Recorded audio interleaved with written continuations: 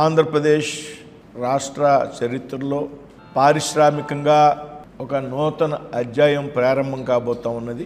ముఖ్యంగా ఈ రాష్ట్రంలో 2024లో కూటమి ప్రభుత్వం అధికారంలోకి వచ్చాక రాష్ట్రంలో పెద్ద ఎత్తున పరిశ్రమలను ప్రోత్సహించడం ద్వారా పెద్ద ఎత్తున యువతకు ఉపాధి అవకాశాలను పెంచాలనేటువంటి ఆలోచనతో ప్రయత్నాలు ప్రారంభించాం. గత ప్రభుత్వం కాలంలో మీ అందరికీ కూడా తెలుసు, రాష్ట్రంలో ఉన్నటువంటి పరిశ్రమలు సైతం అనేక రకమైన పరిశ్రమలు బయట రాష్ట్రాలకు తరలి వెళ్ళిపోయినటువంటి సంగతి నుండి ఇవాళ రాష్ట్రాన్ని పరిశ్రమల పరంగా ప్రోత్సహించేటువంటి పద్ధతుల్ని అమల్లోకి తీసుకొచ్చాం.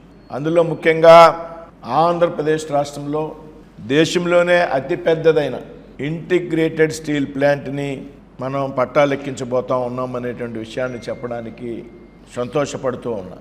ఏదైతే అనకాపల్లి జిల్లా నక్కపల్లి మండలం రాజయ్యపేటలో దాదాపు 1,35,000 కోట్లతో ఆర్ఎస్ఎల్ మెటల్ గ్రూప్ వారు పనులు ప్రారంభించబోతూ ఉన్నారు. ఈ నెల 23వ తేదీ సోషల్ మీడియాలో రకరకాల డేట్లు ప్రచారం అవుతూ ఉన్నాయి, కొన్ని ఛానల్స్లో కానీ ఇట్లో కానీ. దీని మీద క్లారిటీ ఇవ్వాలనే ఉద్దేశంతో ఈ నెల 23వ తేదీ సాయంత్రం 4 గంటలకి దీనికి భూమి పూజ జరగబోతూ ఉంది.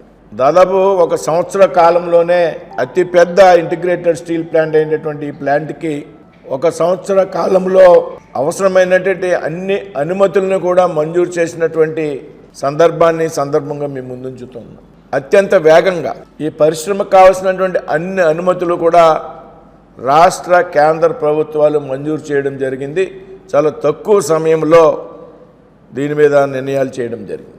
రాష్ట్ర ముఖ్యమంత్రి గారు తీసుకున్నటువంటి చొరవ కారణంగా ఏదైతే భూమి కేటాయించడం, పరిశ్రమకు అవసరమైనటువంటి అన్ని అనుమతులు కూడా రాష్ట్ర స్థాయిలో ముఖ్యమంత్రి గారి చొరవ కారణంగా త్వరితగతిన పూర్తి చేయడం, అదేవిధంగా కేంద్రంలో అవసరమైనటువంటి అన్ని అనుమతులను కూడా అతి తక్కువ కాలంలో మేము క్లియర్ చేయడం కూడా జరిగింది.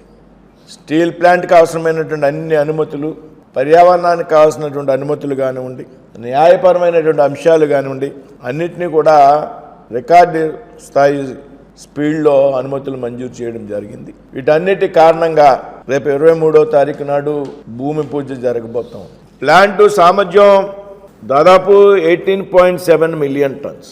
18.7 మిలియన్ టన్స్లో మొదటి దశలో ఏదైతే 8.2 మిలియన్ టన్స్ను ఉత్పత్తిని లక్ష్యంగా తీసుకుని మొదటి దశ పనులు ప్రారంభించబోతాం.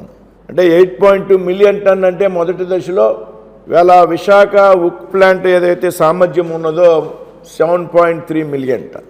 ఇది మొదటి దశలోనే 8.2 మిలియన్ టన్, అంటే ఒక విశాఖపట్నం ప్లాంట్లో ఉన్నటువంటి లక్ష్యం కన్నా ఎక్కువ మొదటి దశలో. ఈ లక్ష్యాన్ని 2029 నాటికే పూర్తి చేయాలనేటువంటి ఒక లక్ష్యంతో పనులు ప్రారంభమవుతూ ఉన్నాయి.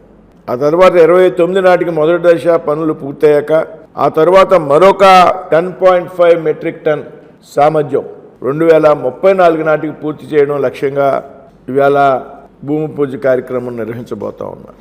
ఆర్ఎస్ఎల్ మెటల్ ఏదైతే ఉన్నదో ప్రపంచంలోనే ఉక్కు దిగ్గజంగా పిలువబడుతూ ఉంటాం. అనేక దేశాల్లో ఉక్కు పరిశ్రమలు నిర్వహిస్తున్నటువంటి సామర్థ్యం, సమర్థత కూడా ఆ గ్రూపుకు ఉన్నది. దాదాపు ఒక 30,000 మందికి ప్రత్యక్షంగా ఉపాధి కలిగించేటువంటి పరిస్థితి ప్రాంతంలో ఉన్నది అనేటువంటి విషయాన్ని సందర్భంగా చెప్తాం. ఏదైతే మొదటి దశలో 80,000 కోట్ల రూపాయలు పెట్టుబడి, ఈ విధంగా ఇంత పెద్ద ఎత్తున ఆంధ్రప్రదేశ్లో దేశంలోనే అతిపెద్ద ఇంటిగ్రేటెడ్ స్టీల్ ప్లాంట్ అయినటువంటి ఒక ఉక్కు పరిశ్రమ ఆంధ్రప్రదేశ్లో మనం ప్రారంభించడం అనేది ఆంధ్రప్రదేశ్ రాష్ట్ర చరిత్రలోనే ఒక మైలురాయిగా మిగిలిపోతుంది. రాష్ట్ర పారిశ్రామిక అభివృద్ధిలో ఒక మైలురాయిగా మిగులుతుంది అనేటువంటి విషయంలో ఏమాత్రం కూడా అనుమానం లేదు. ఇకపోతే ఇంటిగ్రేటెడ్ స్టీల్ ప్లాంట్ అంటే ఇది పర్యావరణానికి ఏ రకమైనటువంటి నష్టం కలగకుండా నిర్వహించేటువంటి ప్లాంట్.